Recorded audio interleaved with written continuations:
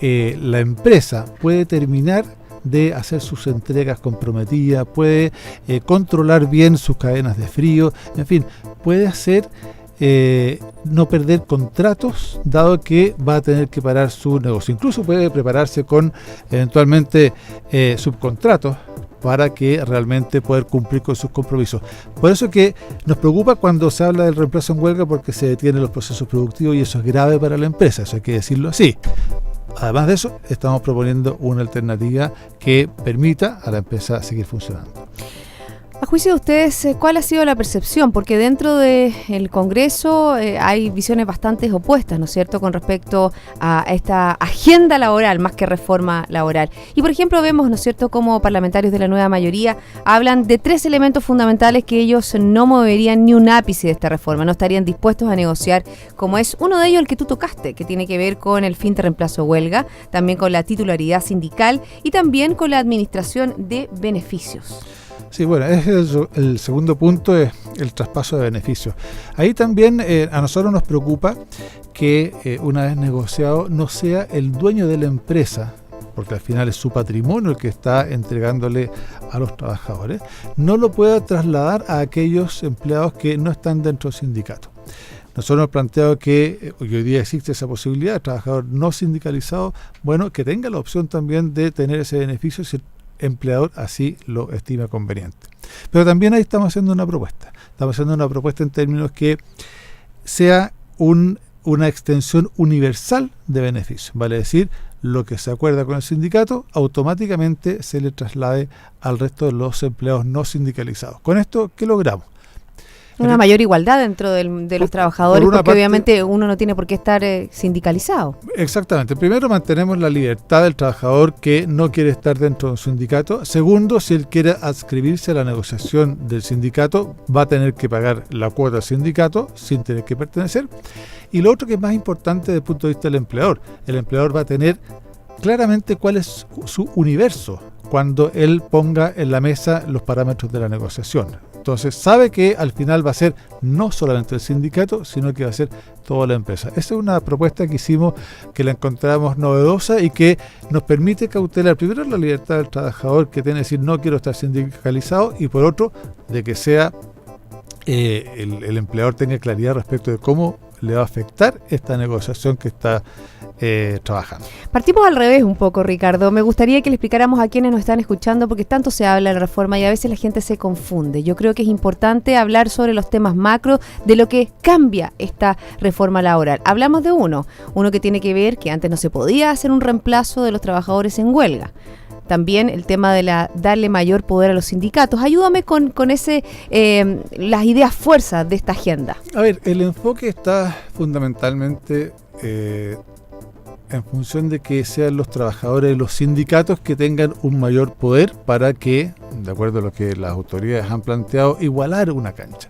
Igualar una cancha que yo diría no está tan desigual. Hoy día, cuando uno ve el nivel de conflictividad entre los trabajadores y los empleadores, es sumamente bajo y hay estudios que así lo demuestran. Por lo tanto, cuando nosotros vemos que se plantea esta agenda, decimos, ojo que los supuestos que están detrás, la verdad que no los compartimos, porque hemos visto que la relación empleador-trabajador en general es una buena relación. Por lo tanto, no tiene mucha justificación hoy día, año 2015, estar fortaleciendo de tal manera a los sindicatos. Una vez que ya conocimos el proyecto, tenemos que trabajar evidentemente en ver cómo, exacto, desde nuestro punto de vista, no solamente criticar, que la crítica está hasta el tema de fondo, sino que también, bueno, aportemos a cómo puede esto ser mejor llevado para las empresas. Además que el nivel de sindicalización en el mercado chileno es bien bajo. Es bien bajo, y por lo mismo, porque hay mucho.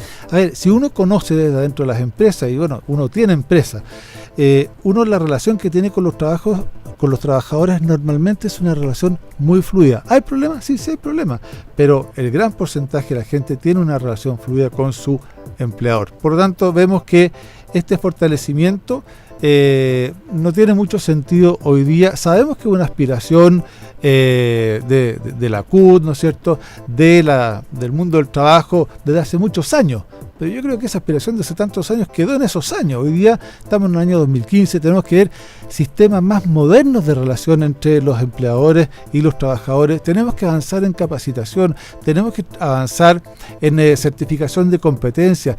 Y eso no se toca mucho dentro de lo que es la agenda laboral. Sabemos, ¿no es cierto?, que dentro de nuestro talón de Aquiles nos está faltando productividad, y dentro de la productividad es la formación de nuestros trabajadores. Falta, ¿no es cierto?, el desarrollo de habilidades en segundo idioma, en otros elementos que son fundamentales para poder competir en un mercado globalizado. ¿Se toca eso en la agenda? No está en la agenda. No está en esta agenda. Entonces, ¿ustedes lo propusieron? Hemos propuesto, sí, sin lugar a dudas, en las reuniones previas que tuvimos con el Ministerio del Trabajo propusimos esta idea. Y sí propusimos una que sí está, que tiene que ver con la adaptabilidad laboral, por lo que es importante. Ahora, como quedó plasmado en el proyecto, da cuenta que esta adaptabilidad solamente la pueden controlar y ser beneficiarios aquellos trabajadores que están sindicalizados. Nosotros esperamos y nos interesa que esto se traslade también a las empresas que no tienen sindicato porque la ley no lo exigen, o aquellas empresas que tienen muy buenas relaciones con sus trabajadores sin que estos estén sindicalizados. ¿Esos son uno de los temas que perjudicarían, por ejemplo, a las pequeñas y medianas empresas? A ver, lo que pasa es que nosotros tenemos que potenciar a la pequeña y mediana empresa, y con un sistema de adaptabilidad, porque lo pongo desde otro punto de vista, con una mejor adaptabilidad... ¿Qué significa la adaptabilidad? Expliquémosle a la gente. Significa, por ejemplo, que libremente el trabajador con el empleador puedan acordar un horario de trabajo. Los horarios de trabajo, si te voy a dar el ejemplo de... En el comercio, durante el año pasado, se llegó a un acuerdo con el tema de los feriados, con el tema de los domingos. Exactamente. Aquí, pero se llegó entre los gremios de los trabajadores y el comercio. Aquí yo creo que tenemos que dejarle la opción al trabajador y el empleador de ellos dos llegar a los acuerdos. Te quiero dar el ejemplo que está pasando hoy día, o pasó hace una semana atrás. Volcán Villarrica en erupción. Hay agencias de turismo que tienen guías de montaña. Esos guías de montaña no pudieron seguir trabajando mientras el volcán hacía erupción. ¿Qué es lo razonable? Que le diga al empleador en qué más puedo trabajar, qué otras cosas puedo hacer. También tiene que ver con los horarios de trabajo. En el verano, y si queremos también fomentar el turismo, fíjate que muchos comercios estuvieron abiertos desde las 9 de la mañana o incluso menos hasta las 12 de la noche, porque es el horario en que la persona que está veraneando, que está haciendo turismo, va a comprar durante todo el día. Bueno, ahí claramente tiene que haber una posibilidad de que el empleador se ponga de acuerdo con el trabajador, porque los periodos son muy cortos. Estamos hablando de diciembre a marzo, de diciembre a abril, que son las épocas en que estos comercios realmente pueden tener un buen resultado financiero. Lo mismo con los domingos, por ejemplo, los feriados, que incluso de repente los propios trabajadores quieren trabajar por opción propia durante esos días porque tienen una mayor remuneración. Exactamente, ese es otro tema. También estimamos que la adaptabilidad laboral va a favorecer a los jóvenes que tienen que estudiar y además trabajar. Y otro punto muy importante, Paulina, es a la gente de tercera edad. Hoy día nos estamos enfrentando cada día más a envejece la población. A una población de más edad, por decirlo, no decir viejos, pero de más edad, que necesita trabajar. Tenemos que hacernos cargo de que esa gente después pueda trabajar. Y claramente, una persona de 70 años que necesita trabajar, las condiciones no pueden ser las mismas. Tiene que tener probablemente una silla distinta, tiene que tener horarios de ingreso distintos, porque quizás tiene que hacer trámites anteriormente. Bueno, a eso nos estamos refiriendo con adaptabilidad laboral. Volvamos un poco a los puntos centrales, ¿no es cierto? Hemos hablado de la adaptabilidad laboral, también hemos hablado del mayor poder de los sindicatos, y también hablamos, ¿no es cierto?, sobre el reemplazo en una huelga. Hablemos un poco de otros temas que son fundamentales y que ustedes han tenido visiones contrapuestas con respecto a lo que dice el Ministerio del Trabajo y también a lo que dice la CUT. Bueno, uno de ellos, Paulina, es el nivel de información que hay que entregar y que está en el proyecto a los sindicatos para el proceso de negociación. Ahí claramente hay dos elementos que no nos gustan. El primero de ellos tiene que ver con las nóminas de las rentas de los trabajadores. Aunque el proyecto dice que son innominadas, claramente es fácil ver de una nómina, ¿cierto?, cuánto es lo que gana cada uno de los empleados. Y si hay un empleado que tiene una misma actividad, que por distintas razones tiene una remuneración más alta que otro que hace el mismo trabajo, la verdad es que eso no nos parece que quede en manos del sindicato. Además, hay un hecho que es claro: la misma ley establece que esos datos son privados. Y se necesita la concurrencia del trabajador para poder entregarlo. Otro de los elementos que también estaba leyendo dentro de lo que ustedes expusieron en la comisión tiene que ver con el piso de la negociación. Y hay declaraciones que hablan sobre, que tiene que ver con la realidad de la empresa, con el futuro de la empresa. No se puede estar pidiendo condiciones que a priori una empresa no puede entregar. ¿Por qué no explicamos eso, Ricardo? Pero antes quiero volver un punto atrás, Paulina, porque es importante también que dentro de la información que hay que entregar a los sindicatos está información estratégica de las empresas. Se está pidiendo que se le entregue incluso proyectos de inversión. Un ejemplo muy concreto. Las empresas, para poder ejecutar un proyecto de inversión, tienen que tener caja, además del financiamiento bancario y además de probablemente un montón de garantías. Esa caja probablemente pueda ser apetitosa para el sindicato para transformarla, en vez de un proyecto de inversión, a un proyecto de bonos, lo que es muy humano, pero puede perjudicar el desarrollo de la empresa. Ahora, vuelvo a lo otro. Claramente el piso, es importante destacar que hoy día, por ejemplo, estamos en un periodo de desaceleración. Hay algunas cifras que son un poquito más buenas en los últimos par de meses y las expectativas pueden ir mejorando, pero claramente las proyecciones que se hicieron para este año no eran las que traíamos hace un par de años atrás. Por lo tanto, claramente el empleador tiene que mostrarle al trabajador cuáles son sus expectativas y por lo tanto entonces no podemos partir, porque muchas veces hay empresas que han bajado sus ventas un 20%, dentro del comercio algunas 30%, las condiciones son distintas. Pero en general eso funciona actualmente en las empresas. A mí me ha tocado estar dentro de empresas, trabajar dentro de empresas y obviamente que cuando hay un líder que le explica a sus trabajadores la situación actual, lo que está viviendo, obviamente que hay un entendimiento.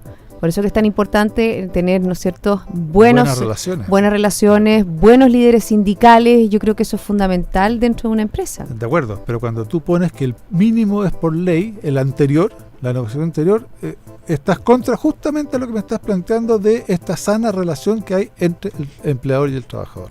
Vamos a seguir conversando. Estoy aquí en el día de hoy, en este jueves, conversando con Ricardo Meves, el expresidente de la Cámara Nacional de Comercio, Servicios y Turismo. Pero antes, Ricardo, vamos a hacer una pausa.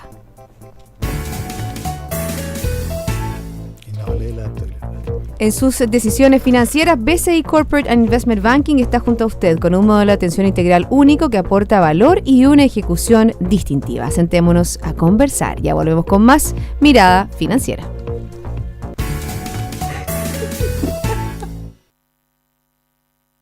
BCI Corporate and Investment Banking, un socio estratégico con un modelo de atención integral único y un banquero de relación que le entregará las mejores soluciones ante desafíos complejos, avalado por un banco con más de 75 años de experiencia en el mercado. BCI Corporate and Investment Banking. Sentémonos a conversar.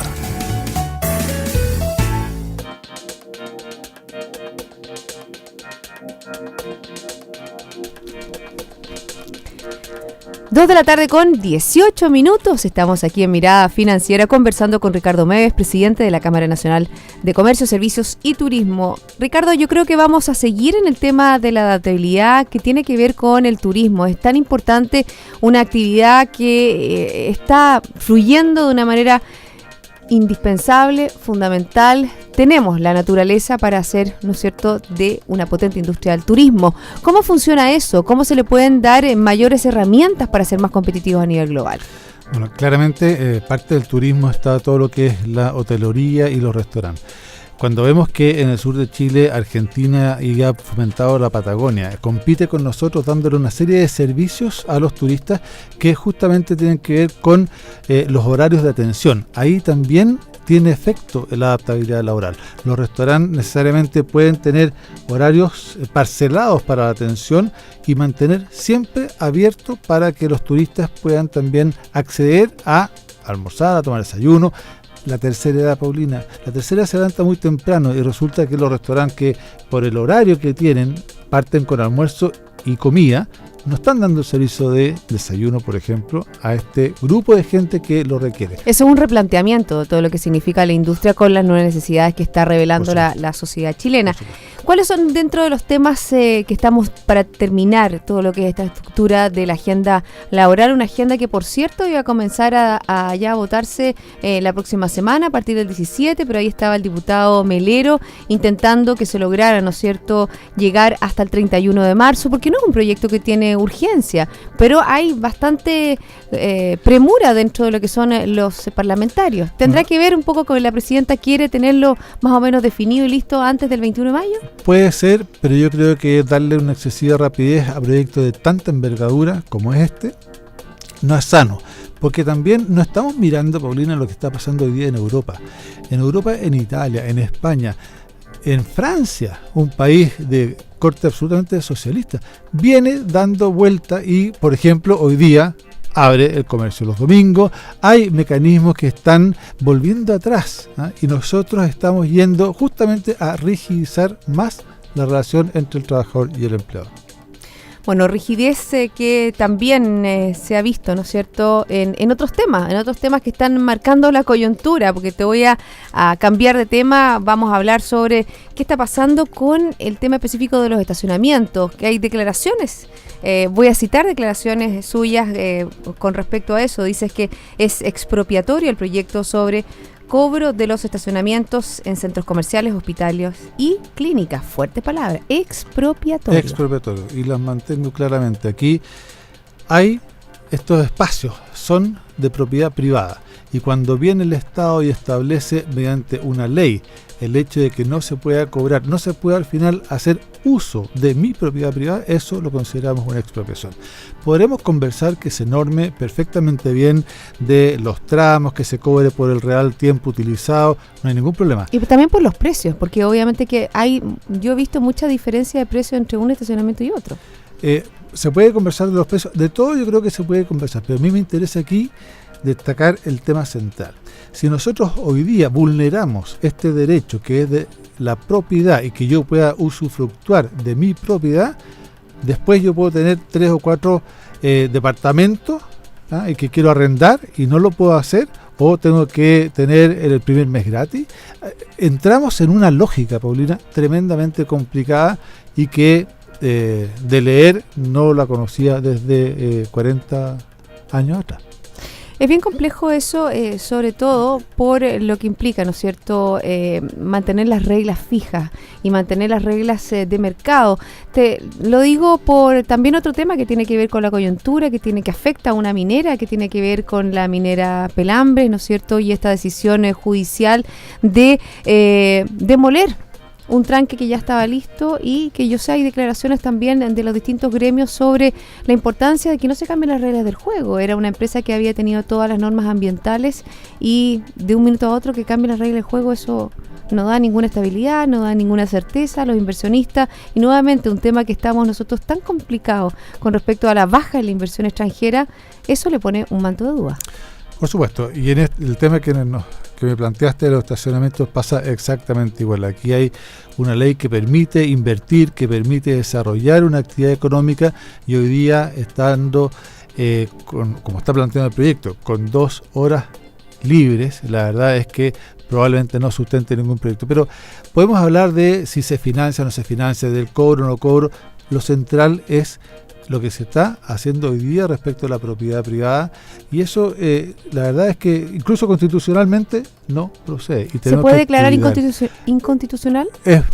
Tiene vicios claramente inconstitucional, porque el derecho a la propiedad privada está consagrado en la Constitución. ¿Y los gremios están viendo esa posibilidad de llamar al Tribunal Constitucional? Hoy día estamos viendo todas las opciones que podamos para defender el derecho de propiedad, que es lo central en este proyecto. Hablemos un poco también de otros elementos que tienen que ver, ¿no es cierto?, con el empresariado, que tiene que ver con proyectos, que tiene que ver con la relación con temas tan importantes como la transparencia. ¿Qué te pareció esta nueva Comité Pro Transparencia que ha nominado la presidenta Bachelet con respecto, ¿no es cierto?, a casos como el caso Penta, el caso Dávalos, que obviamente que generan un ambiente que, no sé, si uno ve en la calle, el ambiente está un poco enrarecido con respecto a ese tema, y yo creo que cuanto antes es importante limar esa aspereza. Sin duda, aquí estamos frente a un tema país. Yo creo que lo que está haciendo la presidenta, lo que nosotros la responsabilidad que tenemos en ir condenando todos estos hechos y que se vayan individualizando y que son las personas al final las que una vez terminados los juicios pueden ser sancionadas. Claramente tenemos esta responsabilidad de velar para cuidar las instituciones. Hoy día de la mañana me tocó estar en un seminario, también se habló del mismo tema. ¿La SOFOFA? La SOFOFA. Cuidar las instituciones, porque si no cuidamos las instituciones hoy día, a partir desde la propia Presidenta de la República, ¿qué queda después para el resto de la sociedad? Y dando señales claras, como lo hace la Presidenta en este caso, dando señales claras como lo ha hecho el empresariado, creo que se va avanzando. Es difícil, porque nada nos asegura que mañana no salte otro caso. Porque evidentemente si aquí es como el tema de la delincuencia, nadie nos asegura que mañana no asalten la casa de la esquina. Bueno, pero uno puede protegerse, hablando un poco de esta metáfora que estás haciendo, uno puede protegerse para el tema de la delincuencia, puede poner más rejas en la casa o poner un sistema de alarma. Me imagino que habrían mecanismos de detección precoz de este tipo de ilícitos que habría que desarrollar. Bueno, ahí está donde esta comisión va a tener que hacer un trabajo muy fino para ir estableciendo todas estas conductas que al final lo único que causan es un malestar en la ciudadanía, en las personas respecto del accionar del empresario, de los políticos y al final de la gente, si muchas veces hasta uno desconfía del vecino. Bueno, por ejemplo, en esa misma línea, para continuar con tu idea, dice Hernán von Müllenbrock, hoy día mismo, ¿no es cierto?, la SOFOFA, es extremadamente peligroso que los chilenos no crean en honestidad de nuestros empresarios. Claro, porque hoy día tenemos que claramente destacar el rol que ha tenido la empresa en el desarrollo del país. Y aquí estamos poniendo hoy día, hay varios casos, sin lugar a duda que hay varios casos que se tienen que resolver y que se resuelvan por las vías que corresponden, esto es la justicia, pero la inmensa mayoría de los empresarios, desde el más chico, la más chica persona que tiene un local comercial, probablemente aquí en Providencia, ¿cierto?, esa persona es un empresario y eso hay que tenerlo claro. Entonces, la mayoría de los empresarios hacen bien las cosas, la mayoría de los empresarios pagan sus impuestos, le dan trabajo a la gente, son gente de esfuerzo. Hay que sancionar y castigar duramente a los que están haciendo mal las cosas. Bueno, y por eso mismo ustedes han, como gremios, ¿no es cierto?, han decidido que las personas que estén involucradas en este tipo y que sean sancionadas van a salir de parte de los gremios que ustedes presiden. Así lo hemos dicho y eso tiene que ver con también un proceso, Paulina, que esto tiene que ir a los directores de la institución, los consejos, hay que ver los mecanismos. Aquí no se trata, y claramente, de colgar a la gente en la plaza pública producto de una denuncia. Hay que ser muy cuidadoso, muy respetuoso también de las personas. ¿Te pareció mal la forma en la cual se tocó el juicio en el caso Penta? A ver, es que es un tema, Paulina, que como se está llevando a cabo dentro de los tribunales, a mí me parece que tiene que mantenerse ahí. Lo que nosotros, y nuestra responsabilidad es que al interior de nuestros gremios tengamos los mecanismos razonables. El caso, por ejemplo, de la Cámara Nacional de Comercio, Servicios y Turismo, nuestros socios, en su gran mayoría, son gremios.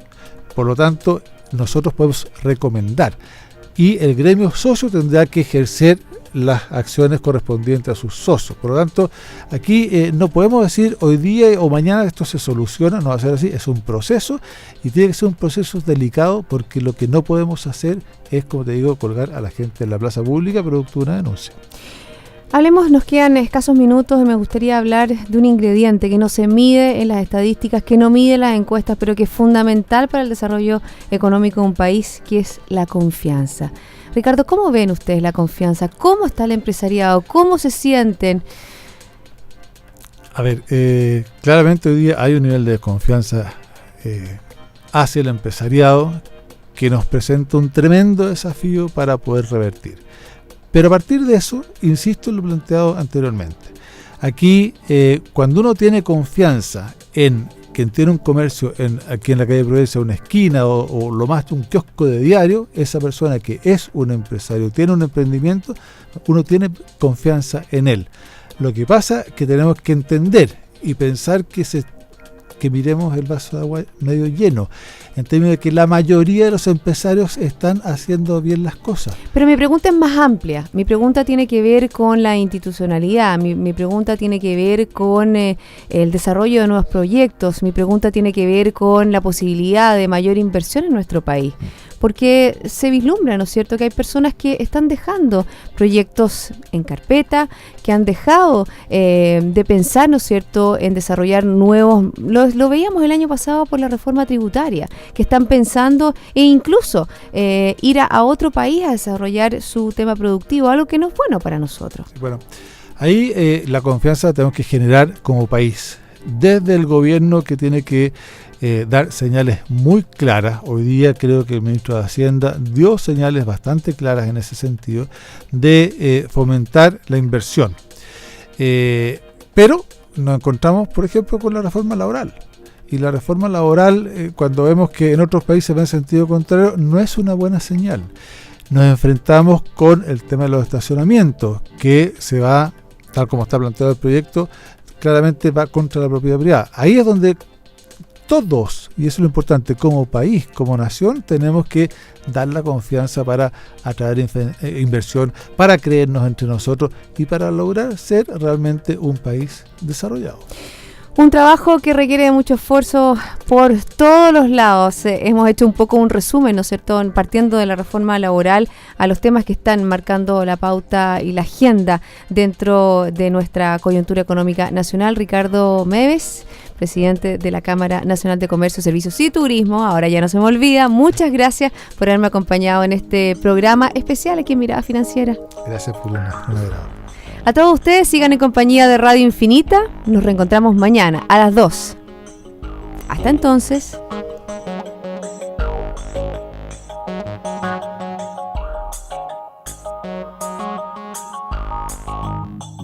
Radio Infinita, idioma universal.